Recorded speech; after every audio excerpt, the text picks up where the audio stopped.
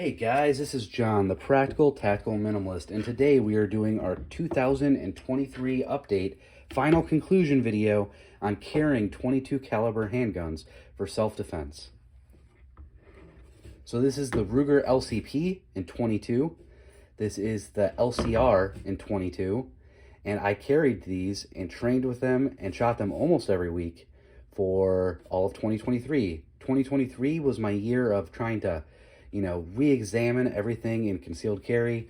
And I think that these two are fantastic options for little backups, little mouse guns, literally carry every single day, no matter what. And we're going to just talk about the pros and cons between these two options. There's a lot of other great options out there. Kel-Tec has a few offerings. Beretta has the Bobcat and the Tomcat. But I was looking specifically at pocket guns in 22 caliber with the release and all of the testing of 22 Federal Punch. This stuff has been reliably, out of these tiny little barrels with almost no recoil, been reliably hitting all the FBI penetration requirements for their tests. So for 22 ammo, it's about $9 for a box of 50. You can train and shoot and have fun and carry the same type of ammo for everything for very affordable. This seems like a fantastic option, especially with the economy getting to where it is. So we're going to talk about these two guns. I have 1,000 round updates on both of them.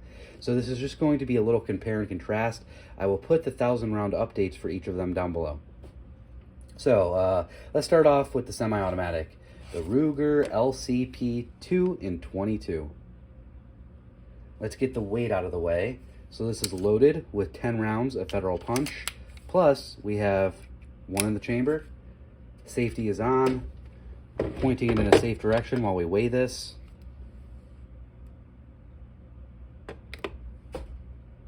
.3 ounces loaded with 11 rounds. That is featherweight. So now we're going to do the little included Ruger pocket holster. Less than an ounce. 13 ounces on the dot. And then we're going to do, this is from Legion Kydex. It's called his fuck leather or faux leather. Very cool. It's made out of Kydex, but he washed, actually I think it's Bolteron, but he washed it to look like distressed leather. Very cool. Has an ulti-clip on there. 2 ounces. 14, so under a pound with every option. That's just insane. Let's actually see what another 10 round magazine is. 2.2 ounces. So you can carry 21 rounds for under a pound. That's awesome. Next up, we have the Ruger LCR. A little bit heavier, but still featherweight. 14.3 ounces. Holster, 3.4 ounces. Together, 1.16. So still extremely lightweight. All right, so now let's take this away. Let's unload all this so it's safe to fiddle with. All right, so LCP 2 in 22. Very awesome gun, extraordinarily light recoiling, very tiny. We're going to talk about it real quick. I'm just going to do the basic overview. The safety is difficult to use. When you get your master grip, it's very hard, at least with my hand size, to hit it. So really, it's either leave it on off safe or it might require some fiddling. This gun also has a magazine disconnect safety, so we're clear. It won't work without the magazine in there. The sights, adequate, pretty snag-free.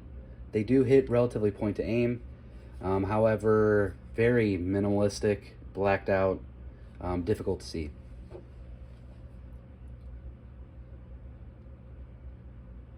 Finish and everything, this has been pocket carried and inside the waistband carried.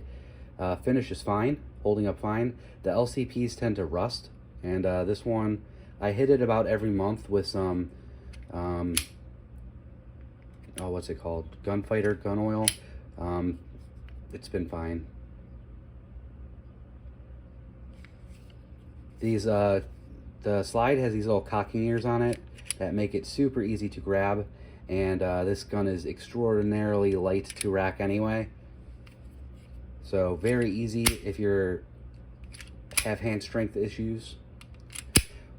An possible issue is if you are overhand charging it. It is very simple to accidentally turn on the safety. Just something to keep in mind. I've considered actually grinding that down, but I haven't done that yet, obviously, and I don't think I will. But the safety's more in the way than anything else. And then a possible downside is just how small and thin it is. This gun is extraordinarily difficult for me to get a grip on. It's basically a 1.5 finger grip, and with the recoil control and everything, that's not a problem, but it is very difficult to get a proper grip on it, and to get a grip on it where you're not going to interfere with that very light slide reciprocating. Because if you touch that slide literally at all, you can induce a malfunction. And that is probably the biggest downside to the LCP, which we will talk about in a second. But it has been very reliable after the first magazine break-in period, and it's a joy to shoot. It's accurate. The trigger is totally adequate. The sights are totally adequate, and this gun is very affordable. You can consistently find this gun for under $300. Made in America, lifetime warranty, Ruger LCP, big fan. Next up, Ruger LCR. A little bit heavier, but in every single way, it feels like a bigger gun. It is much easier to get a grip on. It is much easier to aim. It just feels like a much bigger, more capable firearm. It's extremely reliable. I've not had a single malfunction with it. You can upgrade the grips. You can upgrade the sights. Stainless steel cylinder.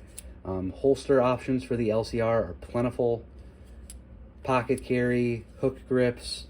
LCR, there literally is not much negative to say about this. It is just a fantastic carry piece. So, let's say the pros and cons. The pros for this, it feels like a much bigger gun when you're actually using it. It feels much more capable, I should say. Extremely well made, and I like the trigger on this one better, surprisingly. If you're a new gun owner, it's much easier to do all the administrative tasks with this gun. Very easy to see if it's loaded or not. Very easy to unload. Very difficult to fire unintentionally. You have to really want to pull that over 10-pound trigger. Revolvers are very easy to, literally any way you grab this, it's gonna work the same. Much less ammo sensitive. There's just a lot going for this. The con, however, is it is dramatically bigger than the LCP. It's about double as thick.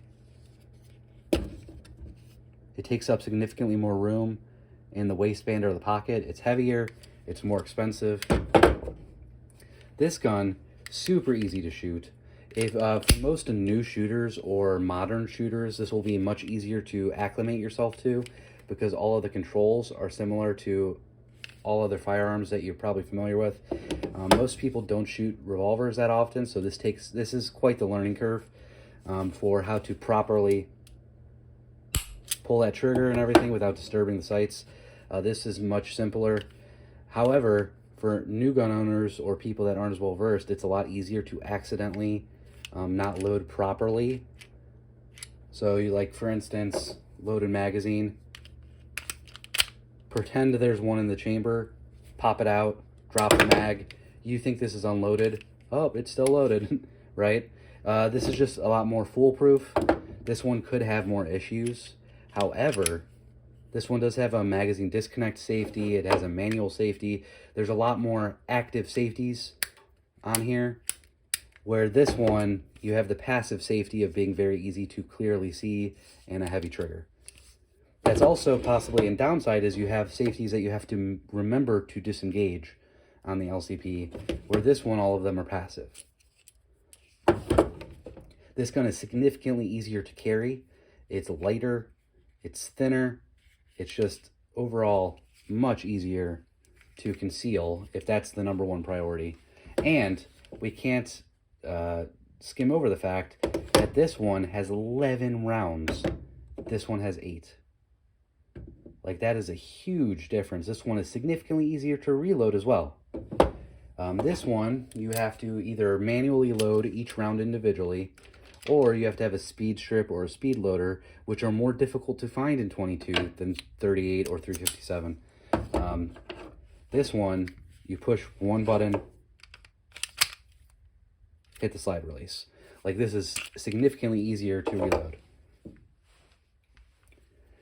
This is also more ammunition sensitive, however. My specific model has handled Federal Punch perfectly fine. Not a single issue with Federal Punch. However, I've noticed the reports online, a lot of people's aren't. So this one has fired literally everything I've put through it. I haven't heard of a single person having an issue with this outside of, regular rimfire issues. This gun, however, there's some reports out there of it being very ammunition sensitive. So just something to keep in mind. This might require a little bit more trial and error to get functioning properly. And I personally don't want to carry a 22 without being able to carry Federal Punch. Carrying a 22 is already a huge compromise, and having something that reliably meets the FBI requirements is as far down as I'm willing to go. So that is something to keep in mind. You might get an LCP and it not function properly, and not hit point of aim, and not, there could be issues. Ruger has a lifetime warranty, fantastic warranty, but just something to keep in mind. If you need to buy something and have it be 100% perfect, I would say you probably have a better chance of going with the LCR. Granted, this is half the cost of the LCR. These are running about $300. These are running about $600. So just something to keep in mind. Less rounds, heavier, bigger, more expensive. More rounds, smaller, lighter, thinner, less expensive, a little bit more picky. So honestly, I've carried both of these. I really enjoy both of them. I love shooting them at the range. This has been a fantastic experiment, and there are things about both of them I really enjoy, but if I had to pick one, I would pick the LCR. Specifically with these hammer grips and this holster. So, a lot to think about today. Would you consider carrying a 22 for self-defense? It's important to remember that handguns for a private citizen is for breaking contact. And I think that both of these would reliably do that perfectly fine. This has been John, the Practical Tactical Minimalist. Be safe out there.